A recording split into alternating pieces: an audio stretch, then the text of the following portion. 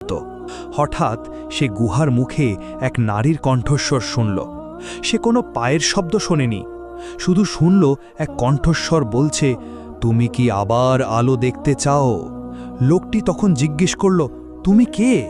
তখন নারীটি তার দিকে তাকিয়ে বলল, আমি সেই নারী যে তোমার কাছ থেকে কেড়ে নেওয়া আলো তোমায় ফিরিয়ে দিতে এসেছি। লোকটি তখন বলল, যদি তুমি জাদুকরী হও তাহলে তুমি তোমার পথ ধরো, আমার কাছে সময় নেই, কোনো টাকা পয়সাও নেই। তখন নারীটি জবাব দিল, আমার কাছে কোনো জাদু নেই, আর আমি তোমার কাছে টাকাও চাই না। আমি এমন একজন নারী যে জানে কিভাবে দৃষ্টি ফিরিয়ে দিতে হয় যদি তুমি সত্যি তা চাও। এটা শুনে লোকটি বলল, আর এর বিনিময়ে তুমি কি চাও?